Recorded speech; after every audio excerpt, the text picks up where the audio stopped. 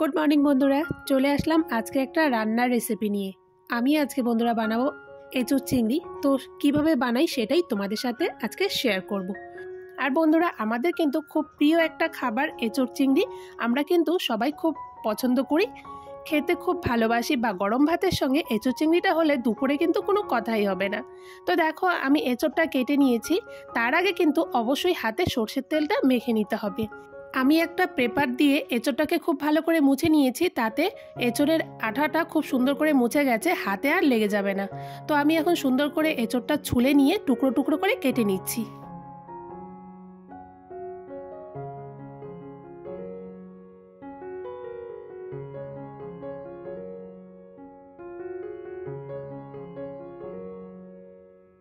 आमार एचोर काटा हये गेछे, एखन हलुद आर नुन दिए एचोरटा सेদ্ধ करे निচ্ছি।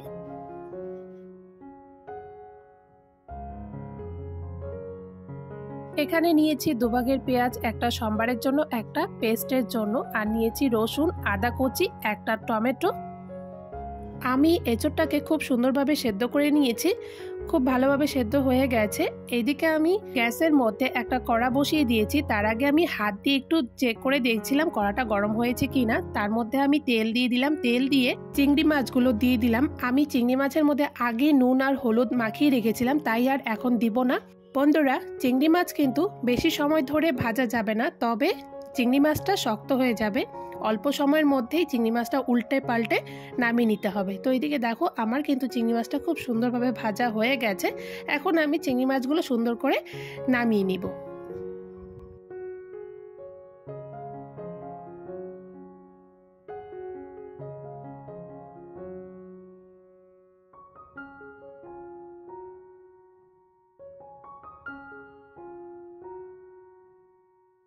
এখন আমি ওই তেলের মধ্যে এঁচোড়গুলো দিয়ে দিচ্ছি। এঁচোড়গুলো দিয়ে খুব সুন্দর করে ভেজে নিব। তো আমি এখন এঁচোড়ের মধ্যে দিয়ে দিচ্ছি হলুদ আর পরিমাণ মতো নুন। আমি এখন নুনটা অল্প পরিমাণে দিয়েছি, কারণ সেদ্ধ করার সময় নুন দিয়েছিলাম, তাই এখন পরিমাণটা বুঝেই নুনটা দিতে হবে। এইদিকে আমার এঁচোড়গুলো ভাজা হয়ে গেছে। এখন আমি এক এক করে এঁচোড়গুলো তুলে নিচ্ছি। আমি আবারও কড়াতে তেল দিয়ে দিচ্ছি। এখন আমি টুকরো করা আলুগুলো ভেজে নিচ্ছি। আর এই আলুগুলো কিন্তু আমি এঁচোড়ের সঙ্গে সেদ্ধ করে রেখেছিলাম। তো তার মধ্যে অল্প একটু নুন আর হলুদ দিয়ে আলুগুলোকে সুন্দর করে ভেজে নিচ্ছি।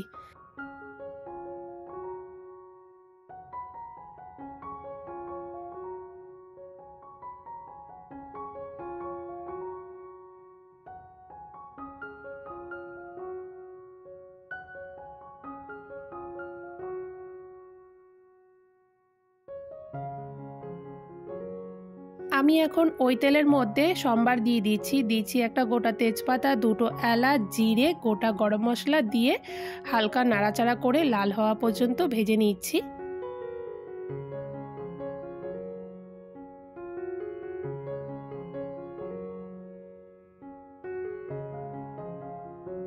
এখন আমি দিয়ে দিচ্ছি কুচনো পেঁয়াজ। পেঁয়াজটা একটু লাল হয়ে আসা পর্যন্ত আমি পেঁয়াজটা ভেজে নিব।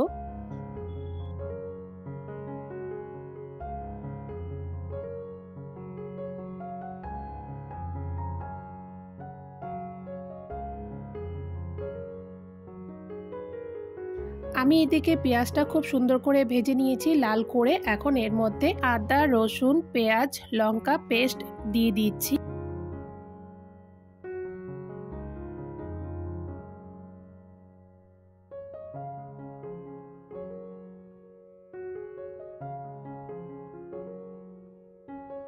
এখন দিয়ে দিচ্ছি জিরে গুঁড়ো, হলুদ, অল্প একটু নুন দিয়ে দু একবার নাড়াচাড়া করে হালকা করে কষিয়ে নিব।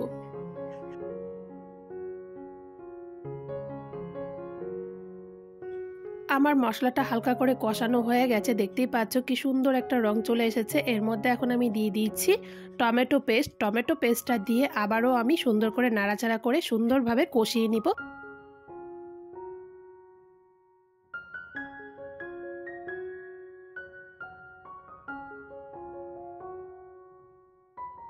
তো বন্ধুরা দেখো মশলাটার থেকে খুব সুন্দরভাবে তেল ছেড়ে দিয়েছে আর কালারটাও কিন্তু চেঞ্জ হয়ে গেছে। তো আমি এখন এর মধ্যে এঁচোড়গুলো ছেড়ে দিব। আর আমি এর মধ্যে 1 চামচ চিনি দিয়েছিলাম, সেটা তোমাদের দেখানো হয়নি। তোমরা কিন্তু অবশ্যই চিনিটা দিয়ে দিবে, তাতে স্বাদটা আরও বেশি হয়ে উঠবে। তো দেখো আমি এঁচড়গুলো দিয়ে দিয়েছি, দিয়ে আবারও খুব সুন্দরভাবে নাড়াচাড়া করে এঁচড় সহ আমি মশলাটা এখন আবারও কষিয়ে নিব।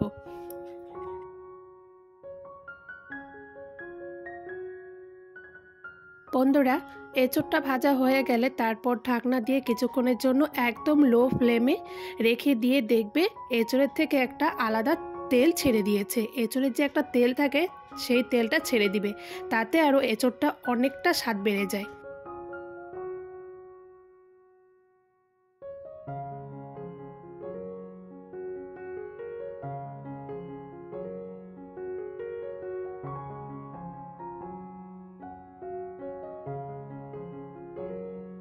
তো বন্ধুরা, আমার কিন্তু মশলার সঙ্গে এঁচড়টা খুব সুন্দরভাবে কষানো হয়ে গেছে, এঁচড়গুলো কিন্তু খুব সুন্দরভাবে ভাজাও হয়ে গেছে। এখন এর মধ্যে আমি চিংড়ি মাছ আর ভেজে রাখা আলুগুলো দিয়ে দিচ্ছি, দিয়ে আবারও কয়েকবার নাড়াচাড়া করে এর মধ্যে এখন আমি অল্প পরিমাণ মতো জল দিয়ে দিচ্ছি। তোমরা চাইলে তোমাদের পছন্দ অনুযায়ী জলটা দিতে পারো, কম বেশি তোমরা বুঝে দিতে পারো। যদি বেশি খেতে চাও তবে অবশ্যই পরিমাণটা একটু বেশিই দিবে।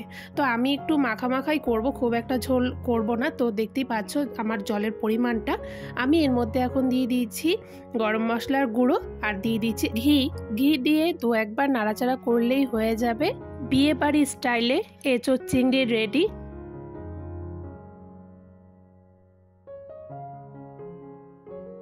তো বন্ধুরা, তোমাদের যদি আমার এই এঁচড় চিংড়ি রান্নাটা ভালো লেগে থাকে তো অবশ্যই একটা লাইক করে দিও আর কমেন্ট করে জানিও।